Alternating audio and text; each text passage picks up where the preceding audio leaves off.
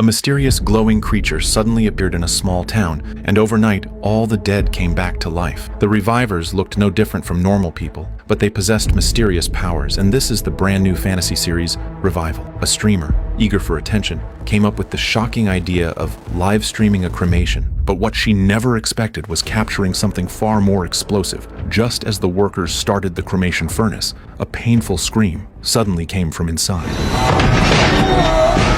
I'm trying, I gotta override the system.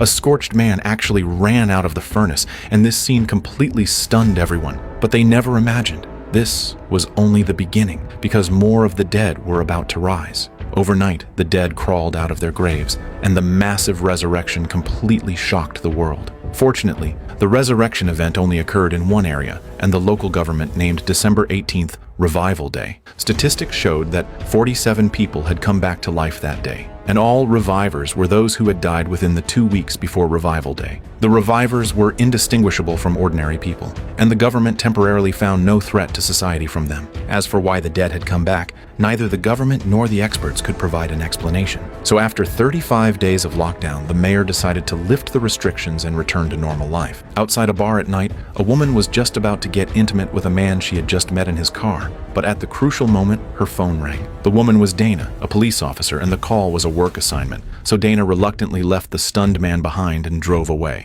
A resident had reported that a horse was mysteriously attacked and killed by some unknown creature, and Dana went to investigate. But from the wounds, she could not determine what animal had caused them. Nearby, however, she found some human-like teeth scattered around. Because of Revival Day, the police station had turned into complete chaos. Although the government declared that revivers were not dangerous, many people were frightened by the sudden return of their dead neighbors and came to the station to report it. Some people even came to ask if their own deceased relatives could also come back. And there were other complaints too, all of them connected to revivers, overwhelming the police department. To assist in investigating the resurrection phenomenon, higher authorities sent a medical expert to help the police with revivers-related cases. But when Dana saw him, she froze. It was the same man she had met at the bar. His name was Ibrahim from the Counterterrorism Center, and both of them were caught in an awkward situation. Dana is especially embarrassed because Sheriff Wayne is her father, and he clearly notices something unusual between them. Dana was also feeling frustrated because, with the rise of the revivers,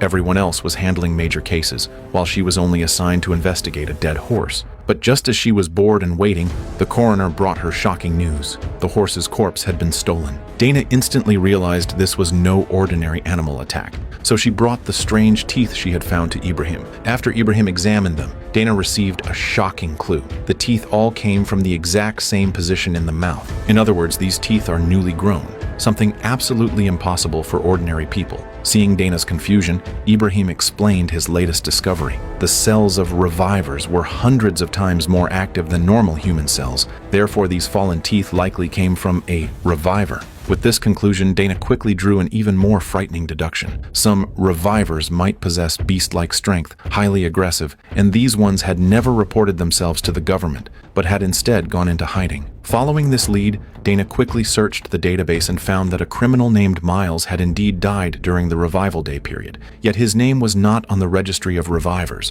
which inevitably aroused her suspicion. Dana drove to the cabin where Miles used to live, but her search turned up nothing. Just as she thought she was being paranoid, an axe suddenly swung at her from behind. It was Miles, hiding in the shadows. Fortunately, Dana reacted quickly, dodging the blow, and the two of them fought fiercely. Although Miles was a hardened criminal, he was no match for Dana, who subdued him quickly, even pinning his arm in a bear trap. But something seemed off. According to her theory, Miles should have had superhuman strength as a reviver, yet the man before her was weak, and his teeth showed no signs of regrowth. Though disappointed, Dana had to admit this Miles was not the reviver she was looking for. Still, Miles was a convicted lifer, so arresting him was not a waste. With her lead cut off, Dana had to restart her investigation. One day, while out following clues, she unexpectedly ran into her sister, Em. Em had been missing for a month, and although she and her father had tried to reach her many times, they could not find her. Unexpectedly, Dana ran into her here, and she looked disheveled,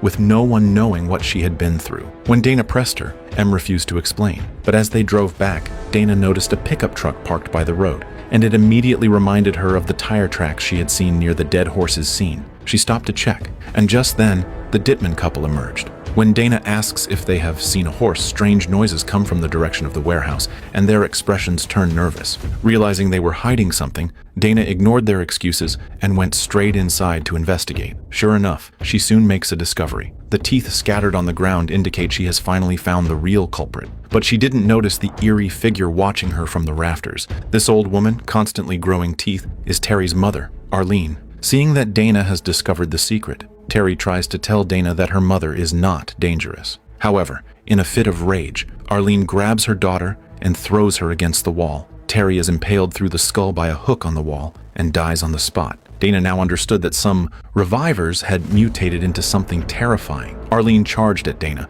but Em rushed in to help, picking up a sickle, only to be overpowered, stabbed in the stomach, and left bleeding on the floor. Panicked, Dana remembered her gun, emptied all her bullets into Arlene, but the shots did nothing, and Arlene wrapped her hands around Dana's throat. Just as Dana was about to die,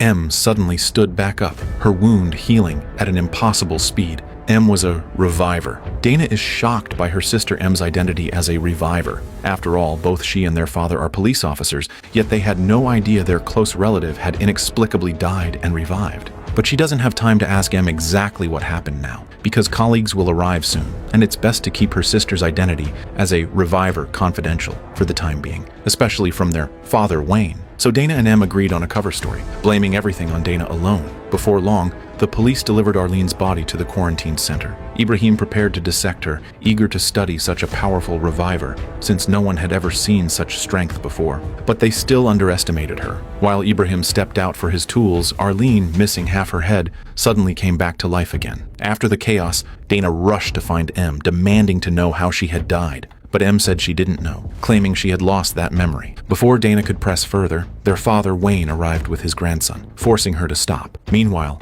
Ibrahim and Wayne returned to the morgue, only to find Arlene's corpse gone and the guard dead against the wall. Realizing the threat, Wayne mobilized every officer to seal the hospital. Outside, Dana spotted Arlene again, but remembering her last encounter, she wisely did not approach. As she retreated with her friends, she unexpectedly ran into Wayne and his team. There was no time to warn him. Arlene, highly aggressive, had gone into the nursery and was holding a baby. When the police arrived, she fled with the infant in her arms. Her speed was astonishing, and before the officers could react, she was gone. But the sound of the baby's crying led them to the parking garage, where they finally caught up. However, to their shock, the baby was now in the arms of a man named Blaine, and Wayne recognized him. Arlene had escaped again, proving that revivers were far more dangerous than believed, with more hidden and mutated ones possibly out there. Wayne immediately advised Mayor Dillish to enforce emergency measures, round up all revivers into controlled areas, and deploy more forces to hunt the hidden ones. But Dillish firmly opposes this, as it would involve significant expenses, and he has no intention of spending money on it. Helpless, Wayne could only order more men to track down Arlene. On the other side, Dana went to her sister Em's place to continue their unfinished conversation. But to her surprise, she didn't find Em and instead found a bag of contraband. Just then, Em happened to return and saw what was in Dana's hand, and she did not hide it. She had indeed used illegal substances before, but ever since coming back, the substances had mysteriously lost their effect. Even so, Dana still grew suspicious about such a large amount of contraband. If it was bought with money, it wouldn't be a small sum. At this point, Em became evasive again, and Dana knew there must be more to it. But she had no time to deal with that now, because she needed to know the truth about Em's death. It turned out that Revival Day happened to be their mother's death anniversary, and Em went alone to the scene of her mother's car accident. And because she was in low spirits, she used some illegal substances and then lost consciousness, and when she woke up again, she was already by the water. Therefore, she truly did not know how she had died.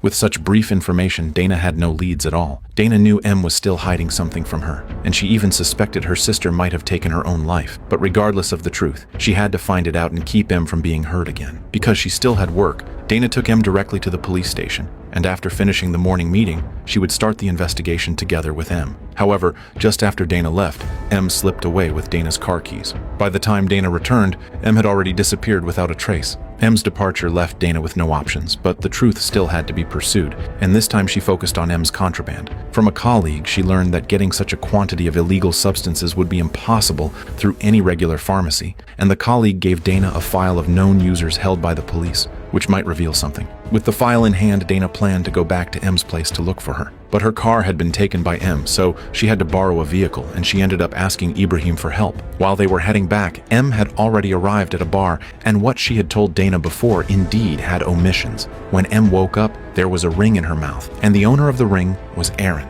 M's college instructor. They had maintained an improper relationship during school, but later Aaron chose to return to his family and abandoned M, and M still could not let him go. And it was not true that she had gone to the scene alone, because she had arranged to meet Aaron there, so her incident was very likely connected to Aaron. But because of their relationship, M did not tell Dana, and now she came by herself to confront Aaron. When they met, Aaron flatly denied everything. He had not shown up that day, and his ring was still on his hand, and the ring in M's hand was not his at all. M did not know whether Aaron was telling the truth, but she did not want to press the matter now, because she still loved this man. Besides, she was essentially alive now, so she chose to leave in disappointment. At the same time, Dana told Ibrahim about some painful memories of her sister. 2 years ago, M had been driving their mother and her out, but due to M's negligence, a serious car accident occurred, and their mother died at that moment. Therefore, M had been full of guilt, and that was the reason she fell into illegal substances. Because of this,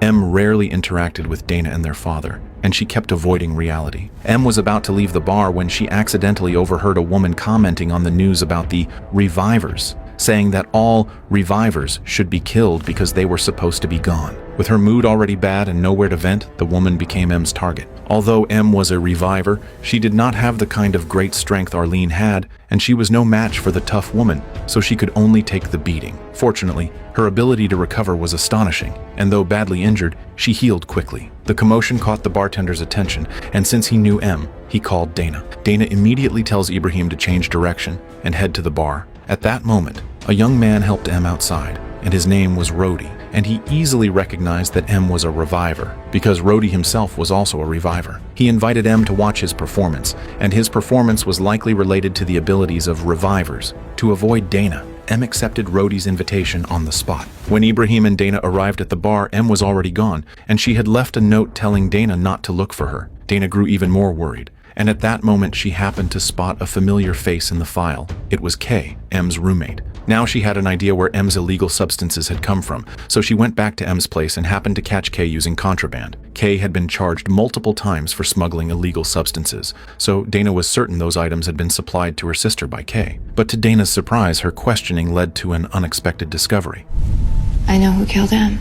Dana learned that M's contraband had actually been stolen from the Czech brothers, who ran an illegal smuggling ring, and this might have been the reason for her death. So Dana visited Mrs. Czech, saying she was investigating a series of break-ins, and she showed Mrs. Czech photos of Kay and M and asked whether they had stolen anything. Sure enough, M had been there and caused some trouble, but Mrs. Czech did not know whether M had taken any illegal substances. Dana soon got confirmation, and unexpectedly, Mrs. Czech's son turned out to be her own high school classmate, Andrew. Dana knew he had been a troublemaker since high school, so it was no surprise he could have so many illegal substances, and Andrew became Dana's prime suspect. Meanwhile, Ibrahim's research continued, and he sampled plants and water within 9 kilometers around the town in an attempt to uncover the truth of the revival. But the final results disappointed him. The samples showed no abnormalities, and the mystery of the revival made no progress. However, research on Arlene's brain tissue did yield new findings, and to verify his ideas, he had to go back to Arlene's house for further investigation. For safety, Wayne went with him. During the investigation, Ibrahim clearly noticed that the relationship between Arlene and her son-in-law Bob did not seem as good as expected. It was evident that Arlene might have suffered mistreatment before she came back. Bob strongly resisted Ibrahim's investigation. Clearly, there was something wrong. To avoid Dana, M followed Rody, a fellow reviver, to his home, where she got a good night's rest. Although they were now in the same place, they were not close, and to start a conversation, Rody told her the cause of his death. To her surprise, Rody's death was quite comical, and even a bit absurd. He had accidentally stabbed his palm with a knife while cutting fruit, and he did not take it seriously and only bandaged it himself, and the wound became infected, and in just 7 days, he was gone. But when M saw his hand, she suddenly remembered. Fatal injuries suffered before becoming a reviver could not heal, and there were no injuries on her body, which meant she could not have jumped off the bridge because there were no impact wounds at all. At that moment, Bob was holding a funeral for his wife, and Wayne was present. No one expected that. Just as the funeral began, Arlene suddenly appeared in the church. Seeing Arlene like a monster, Bob tried to block her with a cross, but it was obviously useless. Wayne fired at Arlene, but the bullets had no effect on her. Arlene's purpose in coming was to see her daughter, which showed that she did not intend to harm her child. Wayne had no way to deal with Arlene, and just when he did not know what to do, the man named Blaine appeared again. Blaine walked in reciting scripture, and in his hand he carried a bucket of fuel. Catching Arlene off guard, Blaine set her on fire, and she gradually fell silent in the flames. Unexpectedly, even reduced to ashes, Arlene did not truly die, and her cells were slowly regenerating. Arlene's situation alarmed the higher-ups, and Governor Harris personally came to the police station. Now, Wayne and Dillish were in serious disagreement because after the Arlene incident, Wayne wanted strict centralized control over the revivers, but Dillish firmly opposed it. At this moment, Ibrahim presented a key research result. He had found toxic cyanide both at Arlene's home and in her body, which meant Bob had likely been poisoning her all along, causing Arlene's abnormal mental state and loss of control that led to the accidental death of her daughter. Ibrahim concluded that revivers would not engage in indiscriminate harm by nature. With this report, Governor Harris adopted a compromise plan. She told Wayne to quickly find the hidden revivers, then register and closely monitor them. If a case similar to Arlene's appeared again, they could, when necessary, transfer them to a secure place for centralized management. Rhodey's show began as promised, and between songs he started his act. His actions were extreme. He opened his own chest and reached into his body to touch his heart. But for a reviver, this was nothing, and his wound healed quickly. Just as the crowd cheered his performance, two people appeared among the audience, Andrew and his brother Adam. They had somehow found M, and fortunately Rhodey used his fans to block Andrew and Adam, allowing M to escape. Meanwhile, Dana had been trailing Andrew, and she happened to catch Adam and found illegal substances on him. Back at the station, Dana revealed her real purpose. She knew Andrew had 3 brothers and all of them were trouble, so she would release Adam, and in exchange they were never to harass M again. Unexpectedly, during the negotiation, Dana learned that they had indeed not laid a hand on M, and her death had nothing to do with them. In any case, Dana had helped M remove one source of danger. Meanwhile, M and Rhodey had arrived at the bridge, and in search of a thrill, Rhodey suddenly jumped off. Egged on by him, M also leapt, and during the fall, fragments of memory flashed before her eyes. In those scattered memories, the man named Blaine had also appeared on the bridge. At the same time, Blaine was released by Wayne because he had not actually harmed anyone, and Wayne had no grounds to hold him. But Wayne did not know that Blaine was planning something, and that he had already gathered many followers. Dana eventually finds M's hiding place, and by checking M's phone, she also learns about M's involvement with her teacher, Aaron. To divert Dana's focus away from that matter, M mentioned that she had once seen Blaine on the bridge. Although the memory was still blurry, she was certain that the man was the one from the news who burned Arlene. So Dana took action immediately and went to Blaine's usual gathering place. His followers were growing in number, and there were even guards at the door. Dana did not want to start trouble before she had the facts, and fortunately Blaine cooperated, admitting he had seen M on the bridge that day but said he was only passing by and had not harmed anyone. To prove he left quickly, he told Dana he had found a car nearby and returned it to the rental agency. With no evidence, Dana could only leave, planning to verify Blaine's story before taking further steps.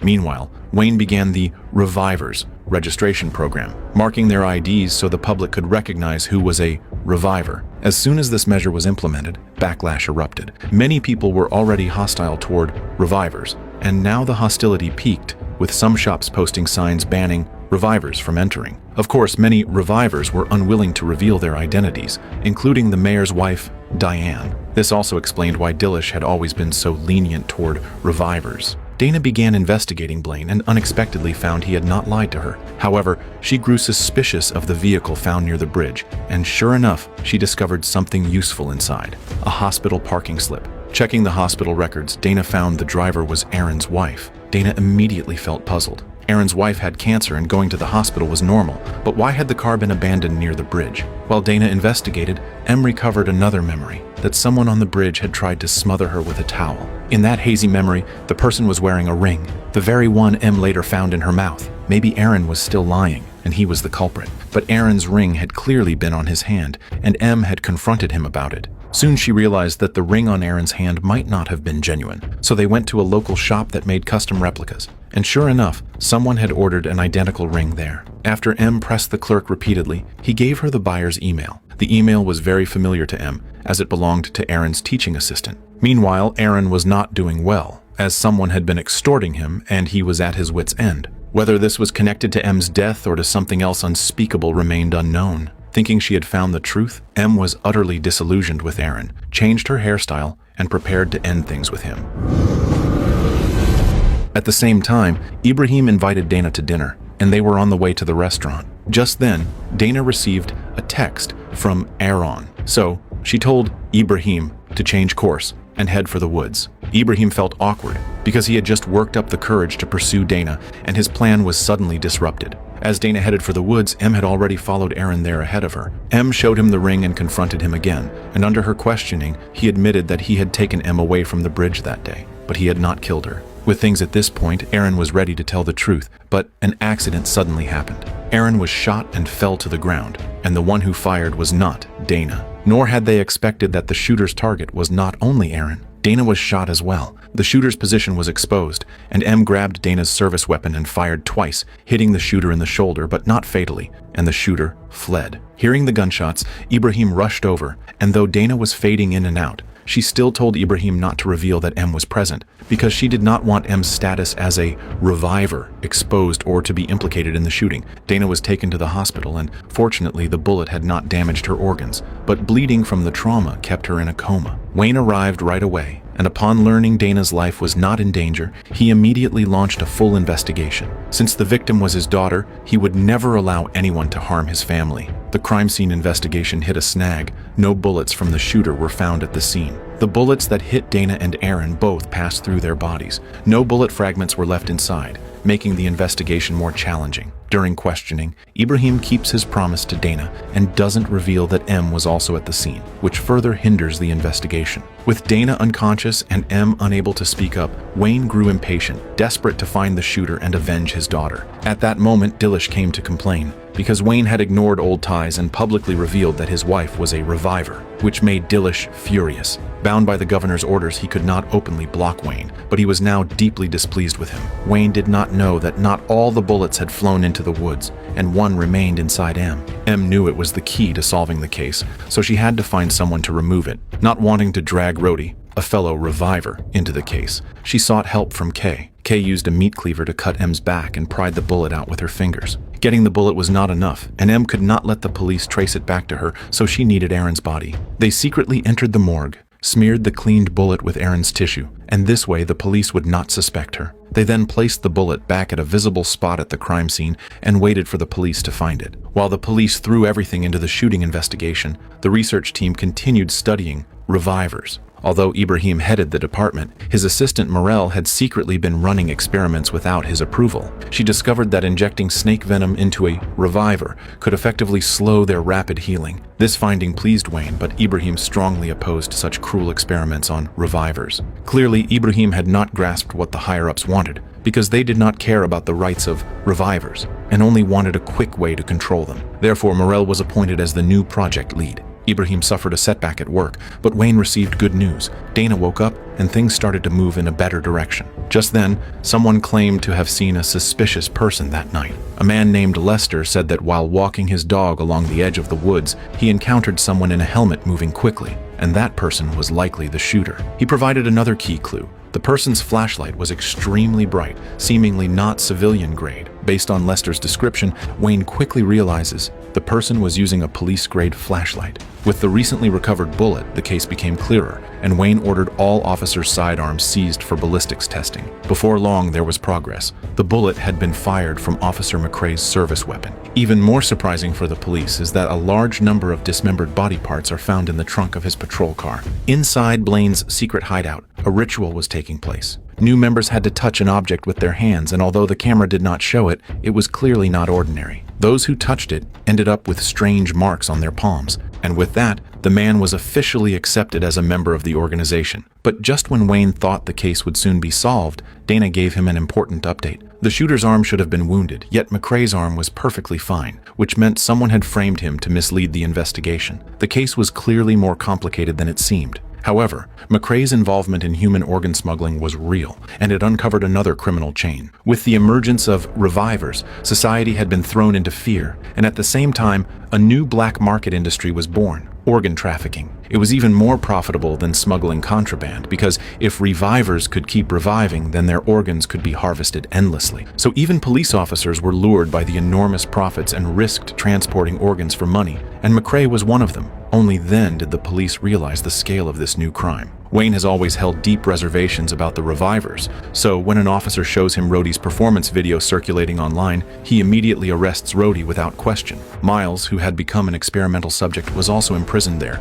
Although the police had arrested the wrong people, they had seized a large batch of smuggled organs which angered the local crime syndicate. And the ones running this industry were none other than the three Czech brothers. The Czechs were ruthless criminals, and soon they launched their retaliation. Ibrahim, entrusted by Dana, went to her home to watch her son, but to his shock, the house had already been ransacked, and M, Cooper, and Jordan were all missing, with a mark deliberately left on the wall for Dana. Dana immediately understood this was the Czech brothers' revenge. She could no longer remain calm and tore out her IV tubes, trying to go after her son, but as soon as she stepped forward, she collapsed. Her body was still too weak, and the nurse would never let her leave like that. So she injected Dana with a sedative, and soon Dana lost consciousness. Meanwhile, Em and the children had been taken to the Czech brothers' hideout, which also doubled as their organ factory. The reason it was called a factory was because the organs were harvested from revivers again and again like fruit from a tree, and the process never stopped. As a reviver, M too had caught their eye. With his family kidnapped, Wayne was equally anxious and distraught.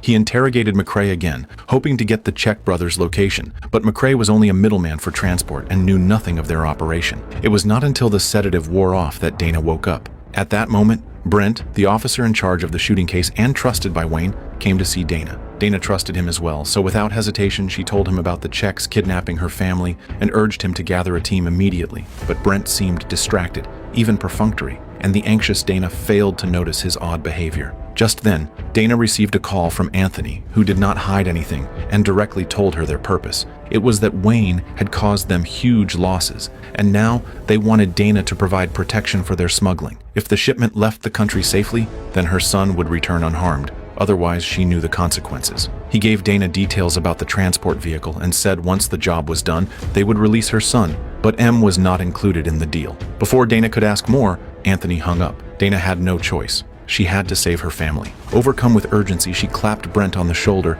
telling him to prepare the car. Once Brent stepped out, Dana called Wayne and told him to intercept the Czech brothers' truck because she suspected M was inside, and she had no intention of following Anthony's demands. Then Dana begged the nurse to give her a shot of adrenaline. After hearing the reason, the nurse agreed and administered the injection. With the adrenaline coursing through her, Dana felt like a new person, energized and clear-headed. But as she prepared to leave, Brent returned, and he had not noticed that Dana's earlier pat on his shoulder had revealed his secret. He was the real shooter, and the wound on his arm proved it. Realizing he had been exposed, Brent dropped the act, locked the door, and tried to kill Dana to silence her. But he had no idea that Dana, fueled by adrenaline, was stronger than before. In the end, Dana took him down with a television set. Without delay, Dana drove Brent's police car to intercept the truck, but inside were not M, only other revivers. However, she gets the location of the Czech brothers' hideout from the truck driver and relays this to Wayne while also driving there herself. But Dana did not know the Czechs had deceived her, and M was actually in another vehicle. Still, as a reviver, M had ways beyond human comprehension, and she managed to escape. She returned to the hideout before Dana arrived, and she seemed transformed, no longer the fragile figure she once was. By then, Dana reached the hideout too, but the adrenaline was wearing off, and her body grew heavy again. Still, determined to save her family, she dragged herself forward. On the way, she stumbled across the corpses of the Czech brothers, not knowing they had been M's doing. Following the traces, she finally found her son bound in the innermost room. But as she rushed toward him, she fell into a trap, for Anthony was waiting with a knife. Dana collapsed instantly. Just as Anthony moved to finish her, M appeared and locked him in a chokehold from behind. But Anthony's size gave him the advantage, and in a burst of strength, he snapped M's arm. But for revivers, a broken arm was nothing, and the bone jutting out from the fracture just happened to become M's weapon. At the same time, Dana, already seriously wounded, was stabbed several more times and was now on the verge of death. At that moment, a mysterious glowing orb suddenly emerged from the water in the forest, and a radiant being appeared. Jordan seemed to sense it, and she walked directly toward it. Ibrahim, rushing to the scene, stood stunned, unable to comprehend the bizarre sight. Jordan slowly stretched out her hand, and as she touched the glowing being, they both transformed into light and vanished. At the same time, Dana's wounds began to glow faintly, revealing that revivers, not only had undying bodies, but also the power to heal others. Em healed Dana's injuries, but at great cost her body weakened to the point of collapse, as if all her energy had been drained. Em's ability must never be known to outsiders, so Dana urged Ibrahim to take her away and hide her. This time it was different from what happened in the forest, because the police quickly obtained video of the scene, and the moment Em lost control was fully recorded. Wayne immediately recognized her, realizing only then that his daughter Em was also a reviver. He rushed to find Dana, shocked to see that only recently she had been lying in the hospital, and now she looked perfectly fine. Left with no choice, Dana finally told her father the truth. It was also the first time Wayne had heard that revivers had the ability to heal, and it left him stunned. But before Wayne could ask for more details, Dillish suddenly stormed in. He had come only to vent his anger on Wayne because Wayne's harsh policies against revivers had caused his wife to suffer as well. He had just learned that the governor had ordered the city sealed, and he took his frustration out on Wayne. What he did not expect was that the military arrived faster than he imagined. They not only sealed the city, but also moved to take control of every reviver, and Diane was directly taken away. With the city on lockdown and soldiers arresting revivers, panic spread among all of them. Meanwhile, Em, who had triggered the event, had not recovered at all. Her body was extremely weak, and even her wounds had stopped healing. The truth was that Em had killed 19 gang members, and although they were not good people, this alone had made the authorities fearful of revivers, forcing them to bring in the military. The army quickly learned that their target was Em. It turned out Dillish, seeking revenge on Wayne, had personally told the military about Em. Wayne, however, could do nothing to stop it. Commander Cale pressed Wayne to reveal Em's location,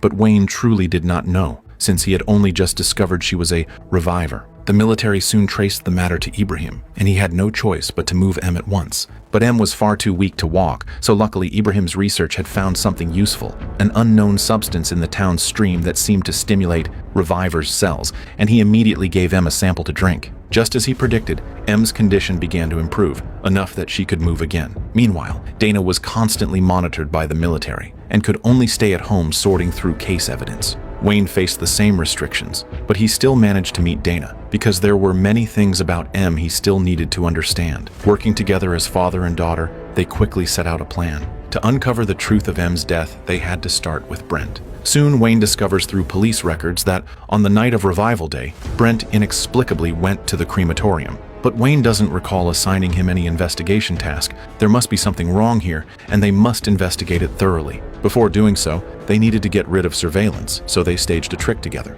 With their cooperation, Dana successfully shook off her watchers. She soon reached the town's crematorium, and indeed, Brent had brought a nameless corpse there that night. Because of his position as deputy sheriff, the staff had no suspicions and proceeded directly with the cremation. But during the process, something strange happened, and the corpse suddenly came back to life. At that moment, Dana also discovered that her close friend May had been at the scene. Although the staff claimed she was filming a web show, Dana knew May well enough to suspect there was more to it. Meanwhile, Ibrahim took Em to the source of the stream. He believed only this place could fully restore her vitality. Just as Ibrahim imagined, when Em enters the stream, she not only feels no discomfort but also clearly finds the water makes her body feel much better. So Em submerged her whole body in the water. At that exact moment, new fragments of memory surfaced in her mind. This was the place where she had died. But just as she was about to tell Ibrahim, she realized he had already been knocked unconscious. After leaving the crematorium, Dana went straight to May's home. Sure enough, May's filming excuse was only a cover because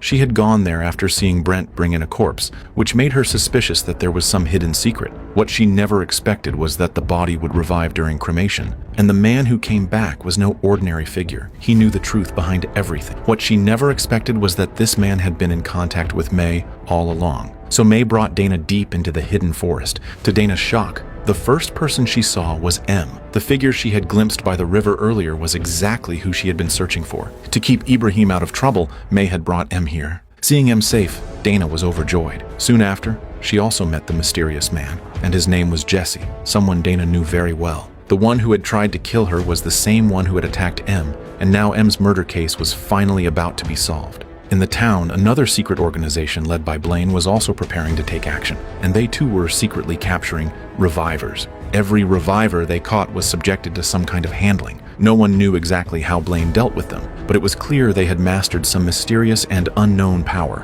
Rewinding time to 2 years earlier, a young girl was waiting at a bus stop when a car pulled up, and she seemed to greet the driver. When the man learned she wanted to go to the train station, he offered her a ride, but after getting in, the girl was never seen again. The girl's father, Jesse, went to the police station to file a report and specifically asked to see Dana. The missing girl, Rose, was Dana's close friend. Though Rose had already been gone for 3 days, there was no evidence of foul play or abduction, so the police could not open a case. That was why Jesse came to Dana. And though he had no evidence, he was certain his daughter was in danger. Out of concern for her friend, Dana agreed to investigate privately. The investigation soon turned up anomalies, as Rose had bought a train ticket, but she never boarded. Sensing trouble, Dana went to the bus stop and, after careful searching, she found a torn piece of fabric. Tests showed it belonged to Rose. With this crucial evidence, the disappearance was officially treated as a criminal case, and Dana had no choice but to break the news to Jesse. She led a search of Rose's room for further clues. A delicate box caught Dana's attention. Inside, she found a necklace made of bear claws, along with a bundle of letters from a pen pal. Other officers also found a land deed. Jesse and Rose were of native descent, and years earlier Jesse had transferred the ownership of his land to Rose. Under U.S. law, if a native person permanently settled outside tribal land or disappeared, the land would be reclaimed by the government, and Dana suspected this might be the motive for Rose's death. Who wanted the land remained unclear, so Dana kept looking for leads. The letters were all written by someone calling himself Bear, who had exchanged mail with Rose for a year. In his last letter, he learned Rose planned to leave and he pleaded for one final meeting. Up to this point, Dana considered Bear a prime suspect, but Wayne was displeased with the pace of the case, especially since it involved a minority group and the media were paying attention, so he was anxious. He believed Jesse should be the main suspect, as some witnesses had reported heated public arguments between Jesse and Rose, but Dana knew this was definitely not Jesse's doing. As for Bear's true identity, Dana still could not pin it down. By chance, she spotted a flyer near a vending machine showing someone wearing a bear claw necklace, and with his name beginning with a B, Dana began to piece things together. She went to confront him, and the man turned out to be Blaine. Under questioning, Blaine admitted he was Bear, but claimed they were only pen pals and nothing more. He said he had been traveling 3 days earlier and was not in town at all. But when Dana asked him for proof, his response was vague. Just as she was about to press further, she received an urgent call from the station. Wayne had found evidence at Jesse's home, so Dana had to drop the questioning and rush there. Wayne had discovered Rose's clothing, half burned, in the basement furnace, and he immediately arrested Jesse. At the station, Dana saw Jesse furious, insisting it was planted evidence. What made him angrier was that this would allow the real killer to remain free. Dana also knew Jesse had been wronged. At that moment, May, a mutual friend of Dana and Rose, arrived at the police station. She is angry at Dana's handling of the case, unaware that Dana has no control over the situation. During their argument, a colleague brings news. Jesse has escaped during transport. The clash ended abruptly, and Dana joined the search. She spotted Jesse first but let him go instead of arresting him. Dana knew all too well how the system worked. If Jesse was taken back, he would be forced into a confession. That was the past history between Dana and Jesse. The perspective shifts to May, who has also been investigating Rose's case. She is not only Rose's friend, but also, secretly, her lover, something even Dana doesn't know. Rose had planned to leave so the two of them could start a new life together, but tragedy struck instead. Now May was determined to uncover the truth and avenge Rose. Her suspicions soon fell on Officer Brent. The day after Wayne searched Jesse's home, Brent suddenly received a huge sum of money, enough to cover his mother's expensive medical bills, and he began spending recklessly. May suspects Brent framed Jesse and that the one who wanted to frame him might be the real killer. Jesse was killed while trailing Brent, and May saw Brent carry a body into the crematorium, where she discovered Jesse had revived. The story then returned to the present, as May shared her findings with Dana. Both Rose's earrings and M's pill bottle had been found in the same place, Moore Creek, a site regarded by townsfolk as sacred, and the same spot where Ibrahim had taken M to heal. In M's recovered memory, she clearly remembered the killer's chest bore a star-shaped emblem, the exact symbol of Blaine's group. And since he was at the scene and had a close connection with Rose, Blaine became the prime suspect. The tribal elder added a key detail. Blaine's father had long sought to buy their land at a high price, and they had been in conflict for years over it. Now everything pointed in one direction, toward Blaine. Jesse and M prepared to take revenge on him, but Dana knew Blaine now commanded a cult-like organization with many followers, and rushing in blindly would be suicide. So she applied for a search warrant, which would allow her to investigate openly and legally. Though Dana convinced them outwardly, she underestimated Jesse's love for his daughter. He did not wait for Dana and instead slipped into Blaine's base at night. But just as he was about to act, he was distracted by a strange light. This light comes from the mysterious luminous creature. This is how Blaine attracts so many followers. The creature seemed to sense Jesse's intentions and led him to an abandoned car. Opening the rusty trunk, Jesse found Rose's remains inside. Meanwhile, M received a surprise call from Rhodey. Rhodey has managed to escape and wants to meet up with M. Without hesitation, she went to the meeting point. After she left, Jesse brought Rose's remains back. He cremates his daughter's bones, finally fulfilling his wish. Just then, a mysterious low growl echoes through the forest. Sensing something, Jesse ventures into the woods. Like Jordan before him, Jesse is taken away by the creature. Meanwhile, M also met Rhodey, and after being apart for so long, they embraced tightly. However, what M did not expect was that Rhodey had another purpose for asking her to meet, and from the sound of the walkie-talkie nearby, it could be inferred that it was the military who had come to capture her. And so, Revival Season 1 comes to an end. If you enjoyed this story, remember to follow, because more exciting videos are waiting for you.